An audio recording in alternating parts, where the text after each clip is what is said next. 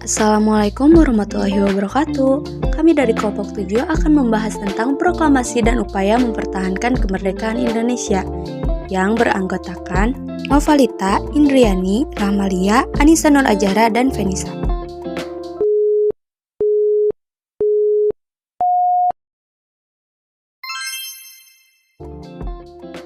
Yang pertama, perjuangan mempertahankan kemerdekaan Indonesia. Perjuangan setelah proklamasi Indonesia pada tanggal 17 Agustus 1945, rakyat Indonesia berusaha untuk bersatu dalam menjaga keutuhan Republik Indonesia ini. Berbagai manifestasi politik agraris militer Belanda semakin dilancarkan, namun itu semua tidak menyurutkan semangat persatuan dan kesatuan rakyat Indonesia dalam menjaga Republik Indonesia ini. Untuk mengatasi perlawanan rakyat Indonesia, Belanda pun melakukan politik seperti membentuk Republik Indonesia Serikat atau yang sering kita ketahui dengan RIS, yang menjadi jembatan antara Indonesia dan Belanda dengan Ratu sebagai ketuanya. Pada tanggal 17 Agustus 1945, Indonesia telah merdeka dan terbebas dari penjajahan. Namun, gangguan dari bangsa asing masih berdatangan, seperti halnya dari pemerintahan Belanda datang ke tanah air disambut dengan berbagai bentuk perlawanan oleh bangsa Indonesia. Sehingga pada tahun 1945 sampai dengan 1950 telah terjadi berbagai macam pertempuran antara pihak Indonesia dan pihak Belanda yang dibantu oleh pasukan Inggris. Indonesia dalam mempertahankan kemerdekaannya itu memiliki dua cara, yakni dengan cara konfrontasi dan dengan cara diplomasi. Perjuangan konfrontasi atau secara fisik dilakukan dengan berbagai perlawanan di beberapa daerah di Indonesia. Sedangkan perjuangan diplomasi diwujudkan dengan cara mengadakan perundingan-perundingan untuk mendapatkan pengakuan internasional atas merdekanya bangsa Indonesia. Di perjuangan diplomasi ini telah melakukan berbagai perundingan, yaitu 1. Perundingan Linggarjati, 2. Komisi 3 Negara, 3. Perjanjian Renville, 4. Perjanjian Romroyen, 5. Konferensi Inter-Indonesia, dan 6. Konferensi Meja Bundar. 2. Perundingan Linggarjati. Perundingan Linggarjati ini diselenggarakan pada tanggal 10 November 1946 di Linggarjati, Cirebon. Dalam perundingan ini, Sultan Syahrir menjadi ketua delegasi Indonesia, sedangkan Belanda yang diwakili oleh tim yang dinamakan Komisi Jenderal dan yang dipimpin oleh Wim Serhardt dengan anggota Hazard Pamuk. Isi perjanjian Linggarjati yaitu 1. Belanda hanya mengakui kekuasaan Republik Indonesia atas 3 pulau, yaitu Pulau Jawa, Madura, dan Sumatera secara de facto. 2. Dibentuknya Republik Indonesia Serikat atas kesepakatan Republik Indonesia dan Belanda, dan Indonesia merupakan salah satu negara bagiannya. 3. Akan dibentuknya Uni Indonesia Belanda yang mencangkup Republik Indonesia Serikat dan Belanda yang akan diketuai oleh Ratu Belanda. Perjanjian Linggarjati ini ditandatangani secara sah di Istana Merdeka pada bulan Maret 1947. Namun, dalam kenyataannya, Belanda masih terus melakukan agresi militernya, dan Pamuk berpidato dalam radio mengatakan bahwa Belanda tidak lagi berhubungan dengan perjanjian Linggarjati ini sebagai kedok internasional dan mengaku-ngaku bahwa agresi tersebut adalah aksi polisionil. Yang kedua yaitu Komisi 3 Negara. Komisi 3 Negara atau KTN dibentuk oleh PBB pada tanggal 25 Agustus 1947 yang bertujuan sebagai penengah konflik antara Indonesia dan Belanda. Terus yang ketiga yaitu Perjanjian Renville. Perjanjian ini adalah perjanjian antara Indonesia dan Belanda yang ditandatangani pada tanggal 17 Januari 1948 di atas kapal perang Amerika Serikat sebagai tempat yang netral, yaitu USS Renville yang berlabuh di Pelabuhan Tanjung Priuk, Jakarta. Perjanjian ini dimulai pada tanggal 8 Desember 1947 yang ditengahi oleh Komisi 3 Negara atau KTN, Committee of Good Office Indonesia, yakni terdiri dari Amerika Serikat, Australia, dan Belgia. Indonesia diwakili oleh Amir Sarifuddin Harahap dan Belanda diwakili oleh Kolonel Knil yaitu Abdul Qadir Wijaya Atmojo, sedangkan Amerika dalam delegasi ini diwakili oleh F. V. Graham. Isi dari perjanjian Renville yaitu yang pertama, Belanda hanya mengakui Jawa Tengah, Yogyakarta, dan Sumatera sebagai sebagai bagian wilayah Republik Indonesia. Yang kedua, disetujuinya sebuah garis demarkasi yaitu garis Panmuk yang memisahkan wilayah Indonesia dan daerah pendudukan Belanda. Dan yang ketiga, TNI harus ditarik mundur dari daerah-daerah kantongnya di wilayah pendudukan di Jawa Barat dan Jawa Timur. Keempat, perjanjian Rumroyen pada tanggal 17 April 1949.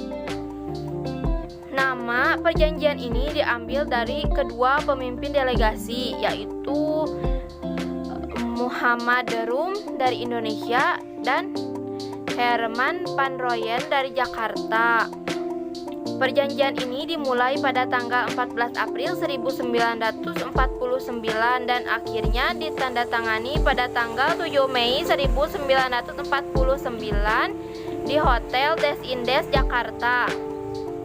Maksud pertemuan ini adalah untuk menyelesaikan beberapa masalah mengenai kemerdekaan Indonesia sebelum konferensi meja bundar di Den Haag yang akan dilaksanakan pada tahun yang sama. Hasil pertemuan ini adalah yang pertama, Angkatan Bersenjata Indonesia akan menghentikan semua aktivitas gerilya. Yang kedua, pemerintah Republik Indonesia akan menghadiri konferensi meja bundar. Yang ketiga, pemerintah Republik Indonesia dikembalikan ke Yogyakarta. Dan yang keempat, Angkatan Bersenjata Belanda akan menghentikan semua operasi militer dan membebaskan semua tawanan perang. Pada tanggal 22 Juni 1949 diadakan perundingan segitiga antara Republik Indonesia, Bijeenkomst Federal Overleg atau BFO, dan Belanda di bawah pengawasan Komisi PBB yang dipimpin oleh Chrysley. Perundingan ini menghasilkan 3 keputusan. Yang pertama itu pengembalian pemerintah Republik Indonesia ke Yogyakarta akan dilaksanakan pada tanggal 4 Juni 1949. Kedua, perintah penghentian perang gerilya akan diberikan setelah pemerintah Republik Indonesia berada di Yogyakarta pada tanggal 1 Juli 1949. Dan yang ketiga adalah konferensi meja bundar atau KMB akan dilaksanakan di Den Haag. Terus yang kelima yaitu konferensi Inter-Indonesia pada tanggal 19 sampai 22 Juli 1949 dan 31 Juli sampai 2 Agustus 1949. Dampak dari konferensi ini, konferensi Inter-Indonesia ini adalah adanya konsensus yang dibangun melalui konferensi Inter-Indonesia yang menjadi modal berharga bagi pemerintah Republik Indonesia, terutama delegasi Indonesia yang ditunjuk untuk berunding dengan Belanda pada konferensi meja bundar di Den Haag. Keberadaan BFO dan sikap tegas Gede Agung untuk menolak intervensi Belanda membuat pemerintah Indonesia memiliki legitimasi yang kuat untuk berunding dengan Belanda di KMB.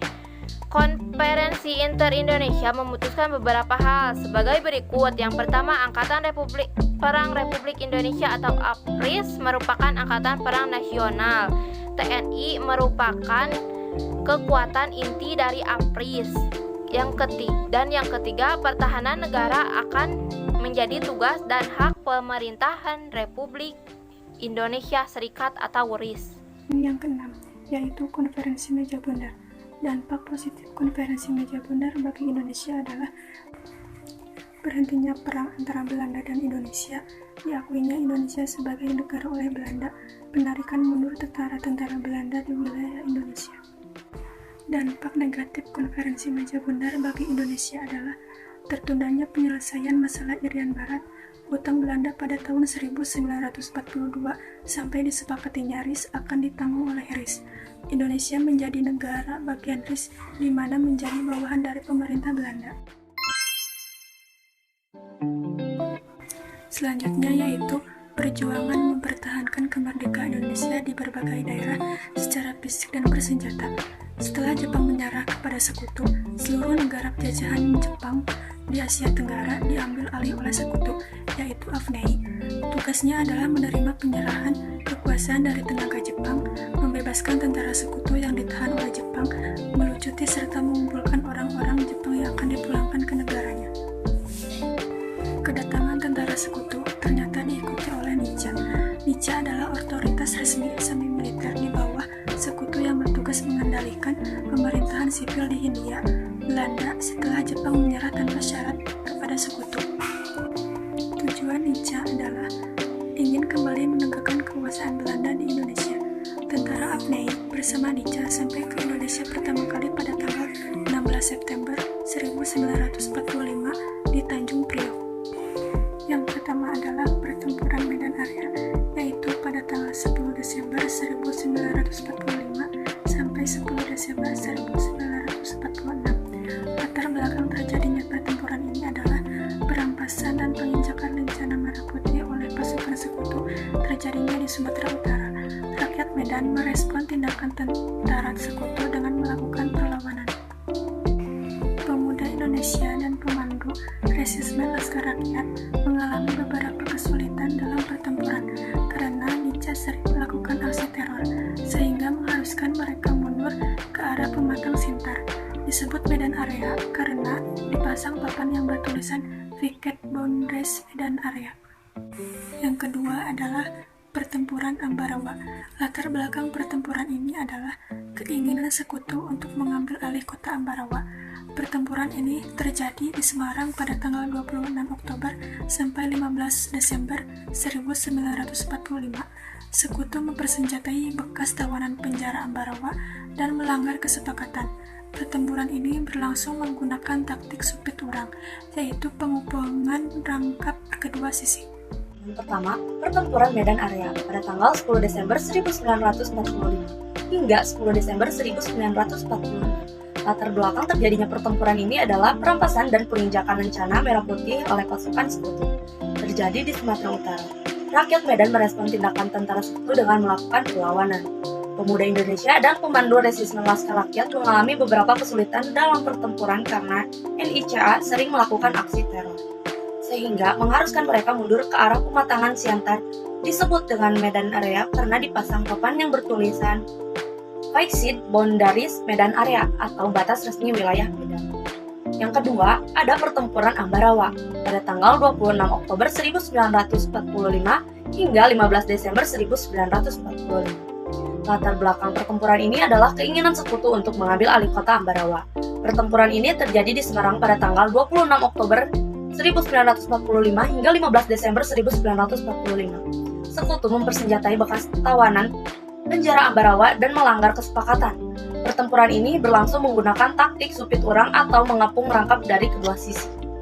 Yang ketiga, pertempuran Surabaya pada tanggal 10 November 1945. Pertempuran ini di Surabaya dipicu oleh insiden perobekan bendera merah putih di Hotel Yamato dan tewasnya Malabi atau perwira Inggris. Pasukan Inggris menduduki beberapa tempat penting diantaranya Pangkalan Angkatan Laut Tanjung Perak serta melanggarnya persetujuan gencatan senjata. Tewasnya Malabi membuat Inggris mengultimatum agar Surabaya menyerah tapi tidak diindahkan. Bung Tomo menggelorakan semangat untuk berjuang. Maka pada tanggal 10 November diperingati sebagai Hari Pahlawan. Yang keempat ada peristiwa Merah Putih Manado pada tanggal 14 Februari 1946. Larangan sekutu untuk mengibarkan bendera merah putih di Minahasa. Dibentuknya PPKR atau Perjuangan Keselamatan Rakyat. Seluruh rakyat di Sulawesi yang mendukung kemerdekaan Indonesia. Yang kelima, pertempuran di Bandung pada tanggal 24 Maret 1946. Latar belakang terjadinya peristiwa ini adalah ultimatum tentara sekutu yang memerintahkan penggosongan kota Bandung pada tanggal 24 November 1945. Sekutu melucuti senjata sisa pendudukan Jepang, pasukan Inggris menguasai pusat-pusat kota Bandung. Munculnya ide operasi Bumi Hangus dari peristiwa ini dikenal sebagai Bandung Lautan Api. Karena pertempuran Margarana pada tanggal 18 November 1946. Latar belakang terjadinya Perang Margarana, peristiwa kemerdekaan yang diproklamirkan pada tanggal 17 Agustus 1945, bukan berarti Indonesia langsung dapat menjalani kehidupan sebagai negara yang merdeka dan berdaulat dalam situasi aman dan damai. Beberapa bulan berselang, setelah proklamasi, NICA alias Belanda datang kembali ke Indonesia dengan membonceng pasukan sekutu yang baru saja mengalahkan Jepang di Perang Dunia Kedua. Masuknya NICA tidak hanya terjadi di Pulau Jawa. Daerah-daerah lain Indonesia juga menjadi sasaran, salah satunya yaitu Bali. Marwati, Jonet, Praponegoro, dan kawan-kawan dalam Sejarah Nasional Indonesia ke-6 pada tahun 2008 menjelaskan bahwa tanggal 2 Maret 1946, 2 batalion pasukan NICA mendarat di Bali. Semula, kedatangan mereka bertujuan untuk melucuti senjata tentara Jepang.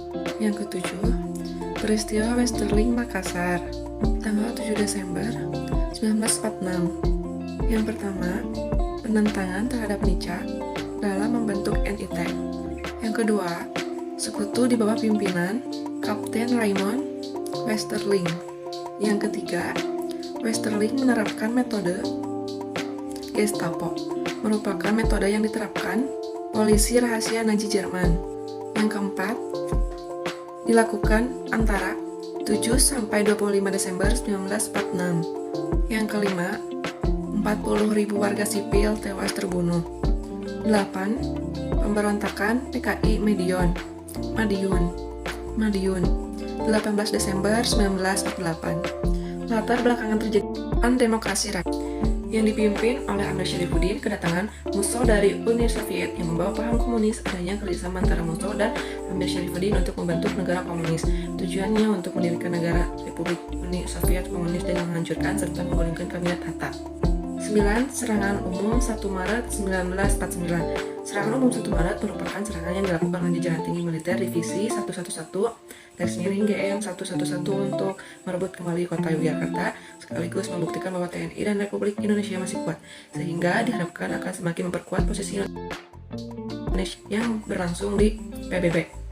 Tujuan utama serangan tersebut ialah untuk meruntuhkan moral pasukan Belanda serta membuktikan kepada internasional bahwa TNI memiliki kekuatan yang cukup besar untuk melakukan perlawanan. Kronologi serangan umum 1 Maret 1949, tepatnya pada tanggal 1 Maret 1949 di pagi hari, dimulailah serangan besar-besaran dengan fokus utama ialah ibu kota Indonesia saat itu, yaitu Yogyakarta. Selain itu, serangan juga dilakukan di beberapa kota lain seperti Solo dan Magelang dengan tujuan untuk menghambat bantuan tentara Belanda. Pusat komando saat itu ditempatkan di desa Mutok. Tepat pada pukul 6 pagi, sirine dibunyikan dan serang dilakukan ke seluruh penjuru kota. Serangan tersebut dibagi menjadi 5 sektor, yaitu kota dipimpin oleh Letnan Marsudi, yang kedua barat dipimpin oleh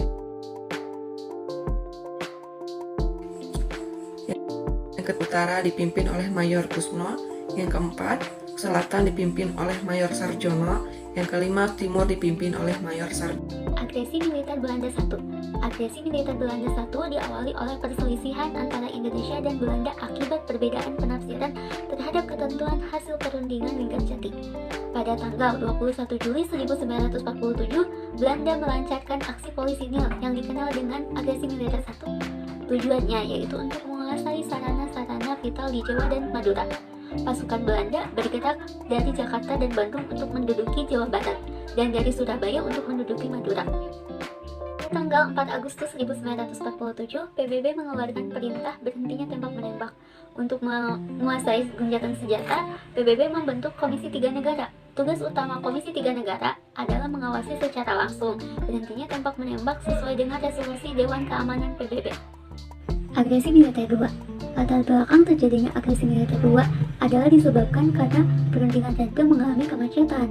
Tujuan Belanda mengadakan agresi militer II ini yaitu ingin menghancurkan kedaulatan Indonesia dan menguasai kembali wilayah Indonesia dengan cara melakukan serangan militer terhadap beberapa daerah penting di Yogyakarta. Kenapa Yogyakarta? Karena Yogyakarta adalah sebagai ibu kota Indonesia pada saat itu. Pada tanggal 19 Desember 1948, Belanda melancarkan aksi polisinil tersebut. Belanda menduduki kota Yogyakarta yang diawali dengan penerjunan pasukan payung di lapangan udara Maguwo, serta mengepung dan menghancurkan konsentrasi TNI.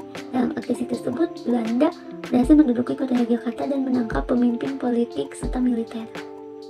Thanks for watching guys.